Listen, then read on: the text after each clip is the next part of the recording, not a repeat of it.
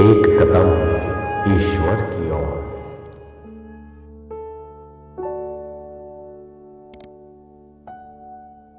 निर्वाण प्रकरण उत्तरार्ध 37वां सर्ग। भोगों की इच्छा जिससे उत्पन्न ही न हो या उत्पन्न होने पर वह केवल ब्रह्म रूप ही समझी जाए, उस ज्ञान योग का युक्तियों से वर्णन। महाराज वशिष्ठ जी ने कहा, हे श्री राम जी, इच्छा रूपी विष का विकार दूर करने वाले स्पष्ट रूप से पहले वर्णित हुए भी योग नामक उपाय को इच्छा मूलक संपूर्ण अनर्थों की शांति के लिए आप फिर सुनिए। हे श्री राम जी, यदि आत्मा से भिन्न कोई पदार्थ यहाँ हो तो आप उसकी बेरोक टोक इच्छा कीजिए, अर्थात उसके लिए हम आपको कुछ नहीं कहते, परंतु आत्मा से भिन्न जब किसी दूसरे पदार्थ की सत्ता ही नहीं है तो भला बतलाइए तो सही, आप अपनी इस आत्मा से भिन्न किसकी इच्छा कर रहे हैं।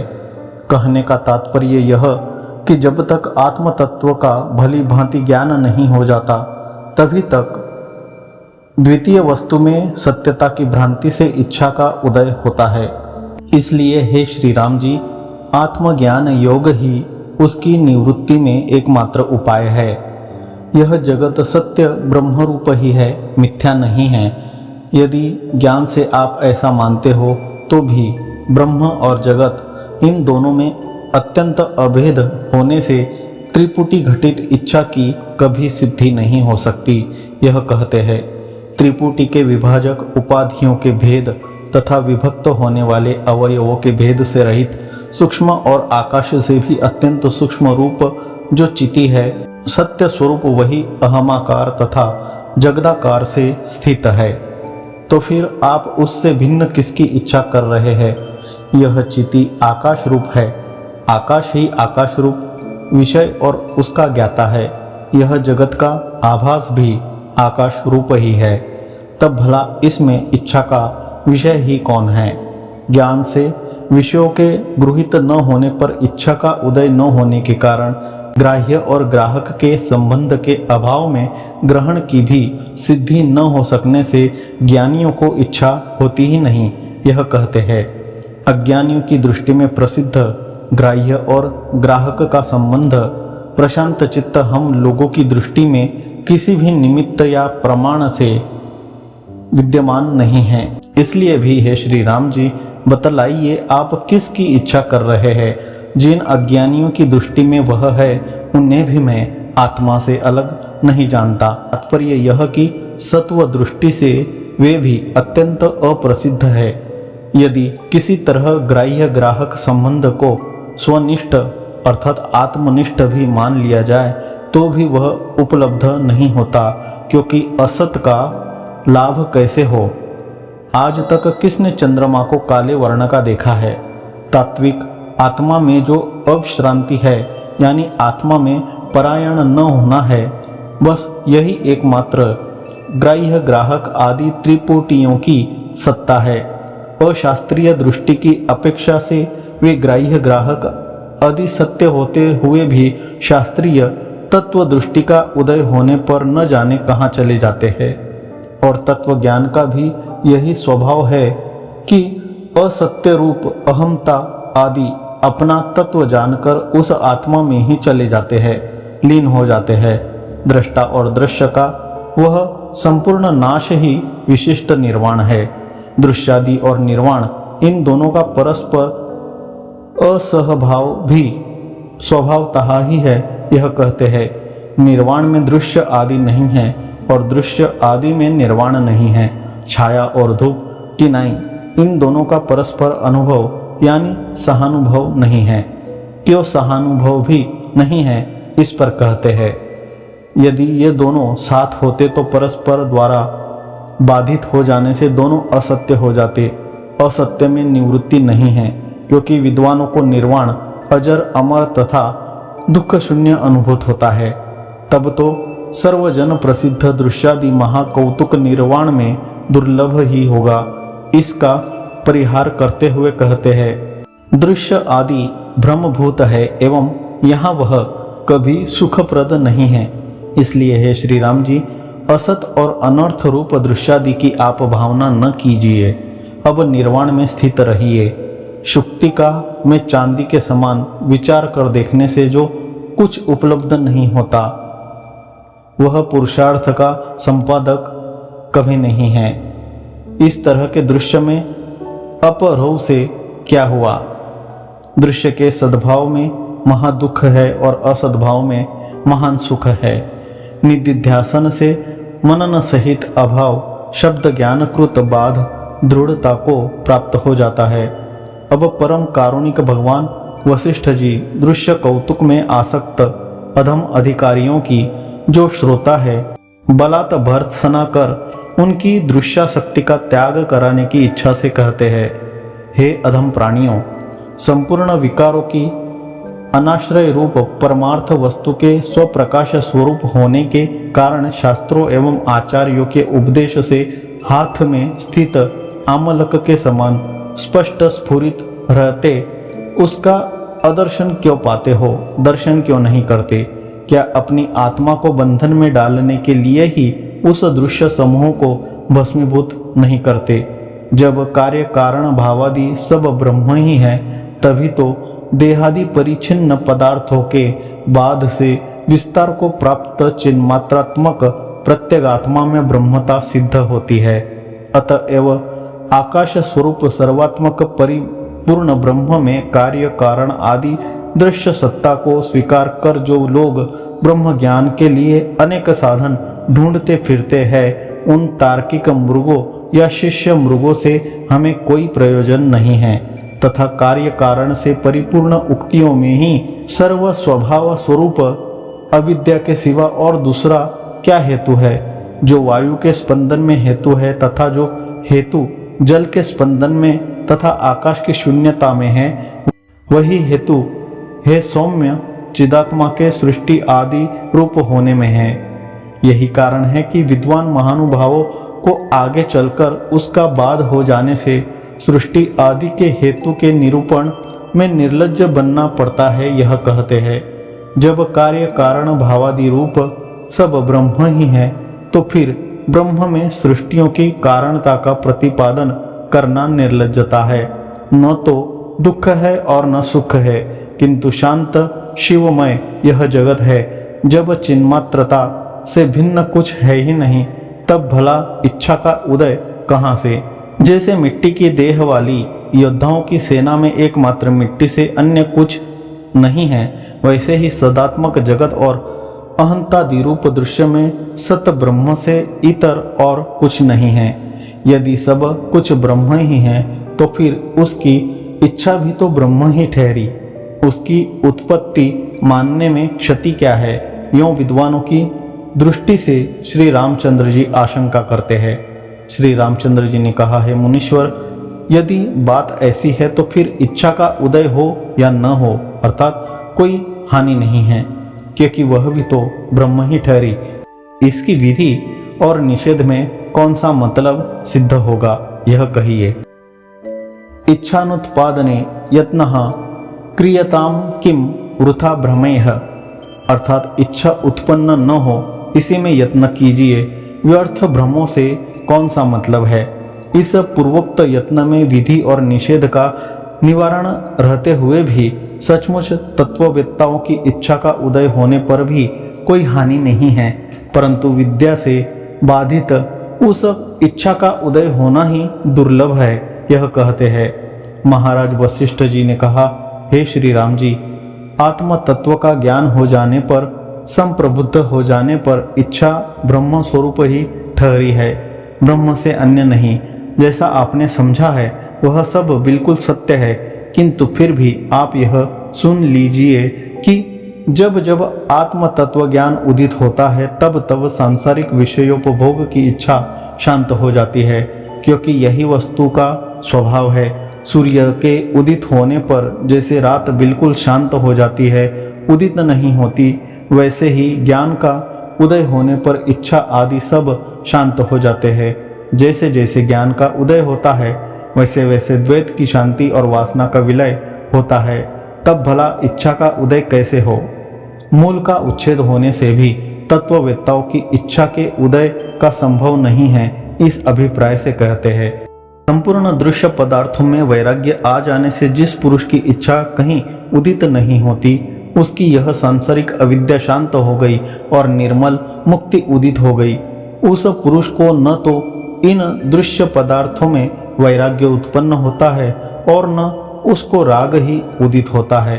केवल स्वभाव से ही दृष्टा और दृश्य की शोभा उसे नहीं रुचती। काकतालीय योग से यानी आकस्मिक घटना से या अन्य किसी की प्रेरणा से यदि कदाचित कुछ इच्छा करता भी है तो फिर वह देह मात्र धारण में साधनभूत शास्त्रों से अनिषिद्ध अन्न आदि की कुछ इच्छा करता है या नहीं भी करता है। ऐसी परिस्थिति में उस आत्म तत्वदर्शी की वह इच्छा या अनिच्छा दोनों ब्रह्म स्वरूप ही है, इसमें तनिक भी संदेह नहीं है।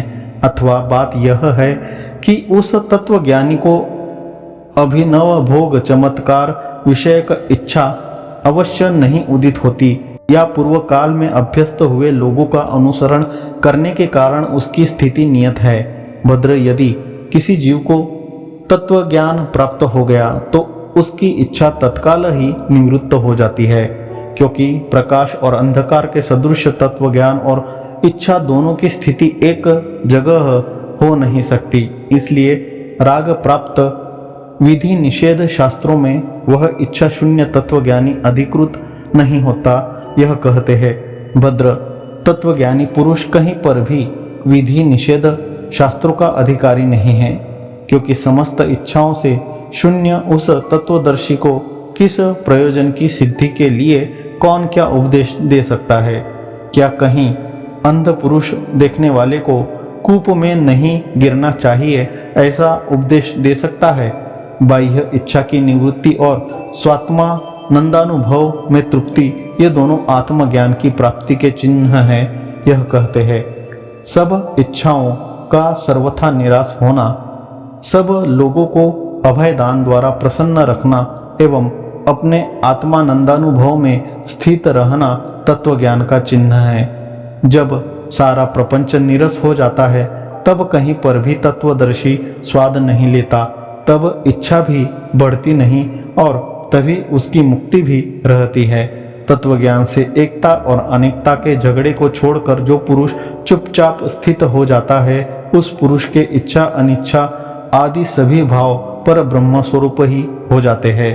तत्वज्ञान से जिसकी द्वैत बुद्धि नष्ट हो गई है एवं द्वैत नाश रूप वस्तु तथा एकत्व संख्या से रहित होकर जो पुरुष स्वच्छ व्यग्रता रहित और शांत होकर अपने स्वरूप में स्थित रहता है, उस पुरुष को यहाँ न तो किसी कर्तव्य से प्रयोजन है और न अकर्तव्य से ही प्रयोजन है, एवं न तो सब भूतों में किसी प्रयोजन की प्राप्ति ही है, न तो इच्छा से न अनिच्छा से, न सद्वस्तु से न असद वस्तु से, न अपने से न दूसरे से और न इन जीवन मरणों से तत्वदर्शी को किसी भी समय अर्थ का लाभ होता है। अपना मुक्त स्वरूप जानने वाले तत्वदर्शी को कभी इच्छा ही उत्पन्न नहीं होती।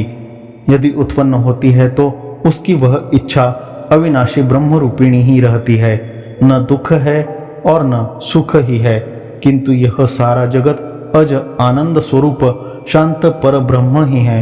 इस तरह के निश्चय से जो अपने भीतर पत्थर के सदृश अटल रूप से रहता है, उसी को पंडित लोग तत्वज्ञ कहते हैं। भद्र, पूर्व वर्णित आत्म तत्व का निश्चय कर दुख को निरतिशयानंद रूप आत्मा की भावना से विष को अमृत की नाई सुख स्वरूप बना रहा धीरात्मा योगी ही प्रबुद्ध कहा जाता है।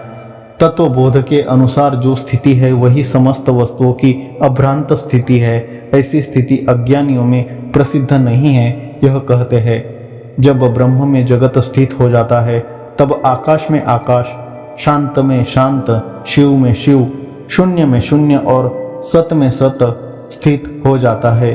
विपरीत रूप से कोई पदार्थ किसी में स्थित नहीं रहता। उक्त रीति से जगत नहीं है। इस भावना से जब व्यापक विषय शून्य संविद रूप आकाश स्थित हो जाता है तब सब में एक रूप से रहने वाला सौम्य शांत आनंदमय आत्मा में अहंता भ्रम नष्ट हो जाता है। भद्र, जो यह कुछ स्थावर जंगमात्मक जगत दिखाई दे रहा है शांत आकाशात्मक ब्रह्म रूप ही है, और जो कुछ दिखाई दे रहा है वह दूसरे के मनोराज्य नगर के सदृश तुच्छ है। अन्य पुरुष के मनोराज्य के कल्पित नगर में तुम्हें भीतर जाने आने में जैसे किसी प्रकार की रुकावट नहीं होती, वैसे ही इस जगद्रूप ब्रह्म में किसी प्रकार की रुकावट तत्वज्ञ को नहीं होती। चूंकि समुद्र, आकाश, पृथ्वी, नदी, पर्वत आदि से शून्य आत्मा में दृष्टा का अंतकरण ही समुद्र आदि की शोभा के रूप में परिणत हो जाता है, इसलिए पूर्वोक्त बात सिद्ध है। अर्थात इस विषय में दृष्टांत है मृग तृष्णा जल तरंग, क्योंकि तृषार्थ एवं श्रांत पुरुष का नेत्र रूप कारण ही जल शून्य सामने के प्रदेश में मृग तृष्णा जल तरंग रूप में परिणत हो जाता है। जो कुछ यह दिखाई दे रहा है वह स्वप्न में बने हुए नगर के सदृश एवं बालक द्वारा कल्पित उन्नत वेताल के सदृश मिथ्या ही है। ऐसी स्थिति में उसमें असत्य को छोड़कर दूसरा सत्यत्व ही क्या है। भ्रांतिग्रस्त पुरुष स्वयं मिथ्या है, इससे भी भ्रांति में मिथ्यात्व है यह कहते हैं। चूंकि सत्यभूत ब्रह्म ही अहम इदम इत्यादि रूप से असत्य होकर ही भासता है, इसलिए भ्रांतिग्रस्त पुरुष के बिना ही यह भ्रांति भासती है। अतः भ्रांति असत्य अर्थात मिथ्या है। यह जो जगत है वह न सत है और न असत, तथा न तो सत असत अभय रूप है। इसका तत्व भी किसी इंद्रिय से निर्धारित नहीं किया जा सकता, यह अनिर्वचनीय ही है।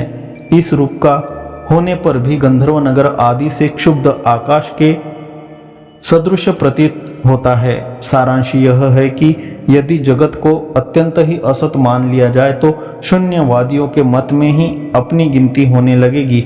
यदि अत्यंत सत मान लिया जाए तो श्रुति और तत्ववेत्ताओं के अनुभव के साथ विरोध होगा। यदि सत असत उभय रूप मान ले तो विरोध होने के कारण एक वस्तु में सत्व और असत्व दोनों धर्म कैसे रह सकते हैं।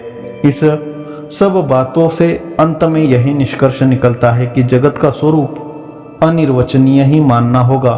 हे श्री रामभद्र, यद्यपि तत्वबोध के बल से ही भली भांति शांत हो रहे विषयों की इच्छा या अनिच्छा दोनों तत्वज्ञानी के लिए समान है, यानी दोनों का फल समान है, तथापि अनिच्छा का उदय ही विक्षेप शून्य सुखाभिव्यक्ति का हेतु होने से कल्याणकारक है, यह मेरा मंतव्य है।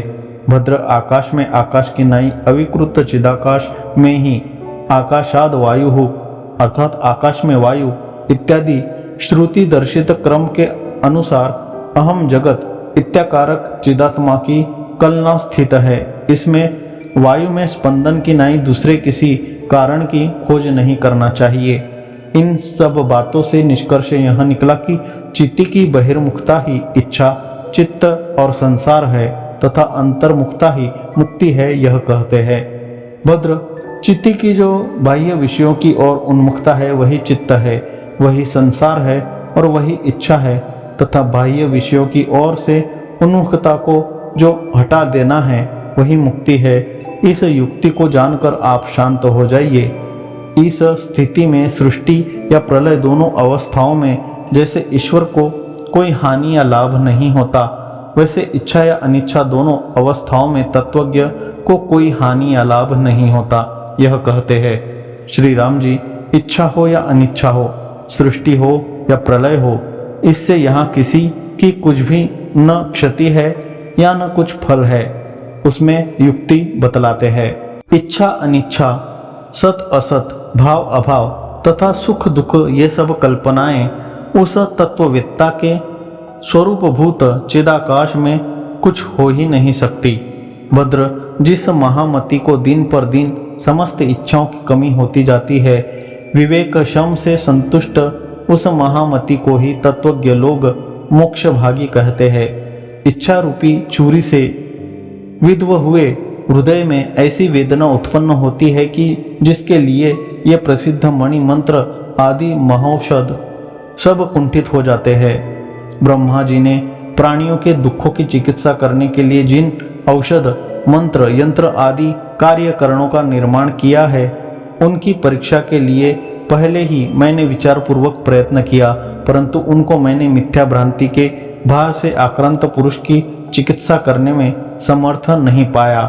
यदि शंका हो कि ब्रह्म सिद्धि किसी उपाय से ही भ्रम की चिकित्सा करेंगे, तो इस पर कहते हैं, यदि यह कहिए कि भ्रांति सिद्ध यानी हमारी भ्रांति से सिद्ध अवस्तुरूप किसी उपाय से अन्य भ्रांति सिद्ध दुख आदि का निवारण आदि व्यवहार हम कर लेंगे, तो इस पर हमारा यही उत्तर है कि हम लोगों के मनोरथ से सिद्ध अत्यंत विस्तृत मुख से दूसरे के स्वप्न में सिद्ध विस्तृत पर्वत क्यों नहीं निगला जाता। भ्रांति सिद्ध वस्तु असल में असत होने के कारण पारमार्थिक दुख निवारण में सामर्थ्य नहीं रखती, यह कहते हैं, जिसका विचार मात्र से विनाश हो जाता है।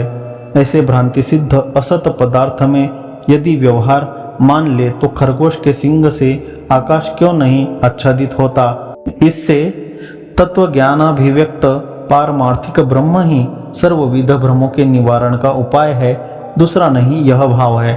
अमूर्त मन की भ्रांति मात्र यह जगत मूर्त देहादि भाव को कैसे प्राप्त हो जाता है, इस पर कहते हैं, जिस प्रकार जाड्यतिशय के कारण यानी अत्यंत शीतलता के कारण जब पाषाण रूप अर्थात बर्फ को प्राप्त हो जाता है, वैसे ही चिदाकाश मन के कारण देहाकार हमभाव से अर्थात देहादि में अहमता के अभिमान से देहाकारता को प्राप्त हो जाता है। जड़ देह रूप होने पर भी वस्तुतः चिति शक्ति अक्षत ही रहती है, विनष्ट नहीं होती।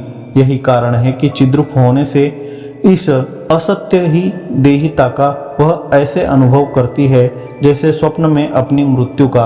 प्रातिभाषिक जड़ता का अस्तित्व प्रतिभास के अधीन है, इसलिए प्रातिभाषिक जड़ता अनिर्वचनीय है, यह कहते हैं। जैसे आकाश में नीलत्व अवस्तुरूप होने से असत है, प्रतिभास के कारण सत्य सा भासता है, परंतु वस्तुतः सत्य ही नहीं है, वैसे ही इस परमात्मा में यह सृष्टि सत्य सी भासती है। वस्तुतः वह न तो सत्य है और न असत्य ही है, किंतु अनिर्वचनीय है। यही कारण है कि जगत और ब्रह्म सत्ता के एक रूप होने से इन दोनों में कोई भेद नहीं है, यह कहते हैं। जैसे आकाश और शून्यता में एवं जैसे स्पंदन और वायु में कोई भेद नहीं है, वैसे ही एक रूप ब्रह्म और सृष्टि में भी कोई भेद नहीं है।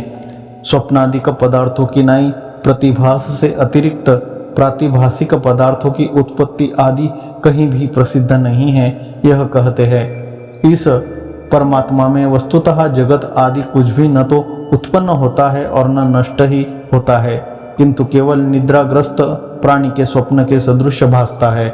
इसलिए इसके त्याग और ग्रहण में मनुष्य को अभिनिवेश रखना युक्त नहीं है, यह कहते हैं।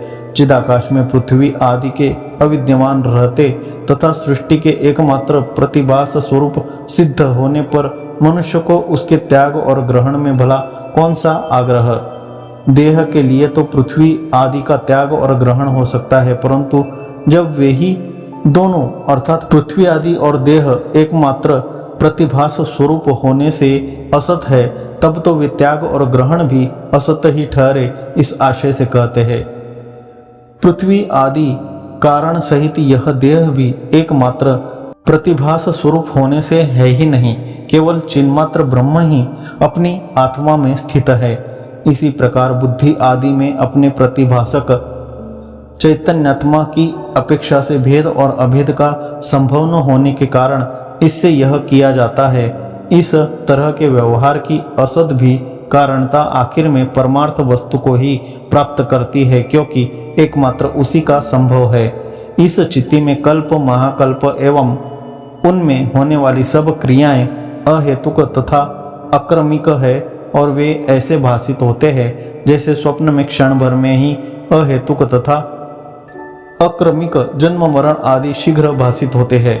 इसका फलितार्थ यह हुआ कि सब चिदाकाश ही है, यह कहते हैं। चूंकि चित्ती को सृष्टि का संवेदन अपनी ही आत्मा में होता है और दूसरी जगह नहीं, इसलिए यह सारी पृथ्वी चिदाकाश स्वरूप ही है। ये पर्वत सब चिदाकाश रूप है। ये अत्यंत दृढ़ दीवारें और ये सब लोक चिदाकाश रूप ही है एवं स्पंद भी चिदाकाश ही है। चिदाकाश रूप दीवार में जगत रूपी महान चित्र चिति रूपी रंग से ही व्याप्त है। न तो यह चित्र उदय को प्राप्त होता है, न अस्त को प्राप्त होता है, न तो शांत होता है और न मलिनता को ही प्राप्त होता है। जगत रूपी महातरंगों से युक्त द्रवशील चिति रूपी जल में कौन सा पदार्थ कैसे उत्पन्न हुआ या कौन सा पदार्थ कब कैसे शांत ही हुआ, तब तो जगत रूप से चिति के ही उदय और अस्त होते रहे, हानि क्या है इस पर नहीं ऐसा कहते हैं। जब विषयों का सर्वथा असंभव होने से जगत ही नहीं है, तो फिर जगत की शून्यता से शोभित शांत महाचिदाकाश में जगत रूप से चिति के उदय और अस्त ही कैसे सिद्ध हो सकते हैं। परंतु यदि माया विलास दृष्टि से देखते हैं तो फिर सभी पदार्थों में सर्वरूपता की यथेच्छ उपपत्ति हो जाती है। यह कहते हैं ब्रह्मा के सृष्टि रूप में विवर्तित होने पर संवेदन के प्रयोग से यानी विचित्र वासनाओं के अनुसार उत्पन्न संकल्प से तो पर्वत भी आकाश रूप में परिणत हो सकते हैं और आकाश भी पर्वत बन सकते हैं। संविद रूप सिद्धौषध चूर्ण के प्रयोग से तो योगी जन आधे निमेष में जगत को आकाश रूप और आकाश को तीनों जगत के रूप में कर डालते हैं।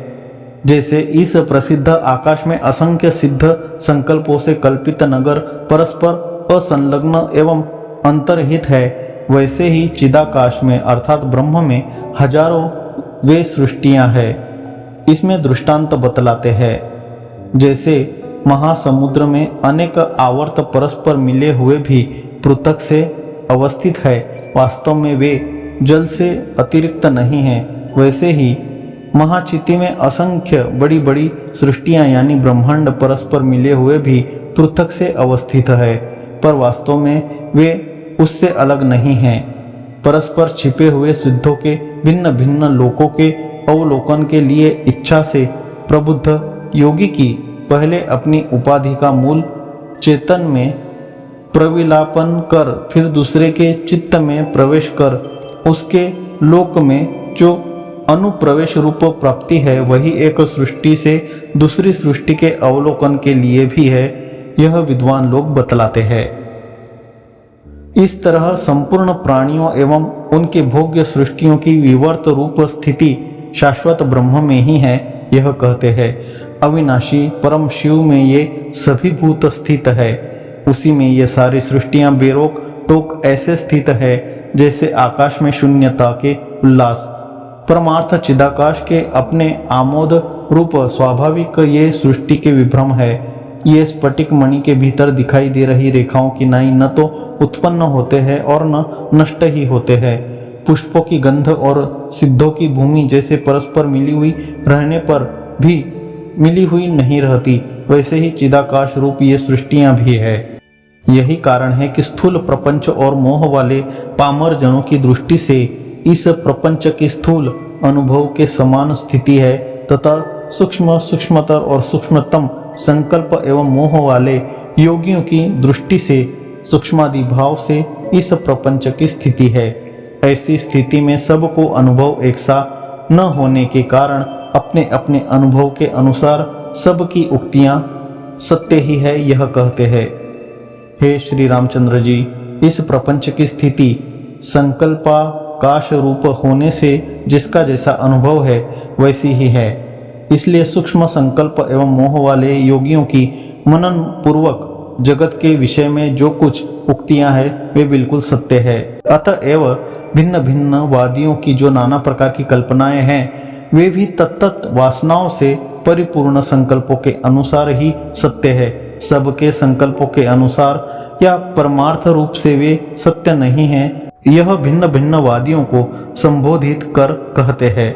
न तो विज्ञानवादी बौद्धों की आंतर विज्ञान मात्र परमार्थवादिता सत्य है और न वैशेषिक की बाह्य अनर्थवादिता ही सत्य है, किंतु आप लोगों के संकल्प के अनुसार ये सभी ज्ञान फलीभूत होते हैं। तब इनमें कौन सा पक्ष प्रामाणिक है उसको बतलाते हैं।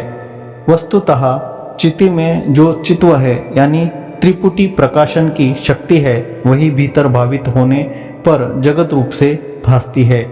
इसलिए चिति और जगत में भेद ऐसे उपपन्न नहीं होता जैसे जल और द्रवत्व में। कहे हुए का अनुवाद कर प्रकृत में उसकी योजना करते हुए उपसंहार करते हैं। हे श्री रामचंद्र जी, सर्वाधार काल, उसके अंतर्गत ब्रह्मांड, उसके अंतर्गत 14 भुवन, उन भुवनों के अंतर्गत अहम तथा त्वम आदि भोक्ता, भोक्ताओं के भोगों के उपकरणभूत इंद्रिय समूह, शब्द स्पर्श आदि भोग्य विषय और उनमें विचित्र भोग, यह सब कुछ ईश्वरात्मक यानी मायिक सर्वज्ञता, सर्वशक्ति आदि से संपन्न और परमार्थतः शांत एक अज अविनाशी चिदाकाश रूप ही है। ऐसा निश्चय होने पर राग आदि किसी का भी संभव नहीं है। 37वां सर्ग समाप्त।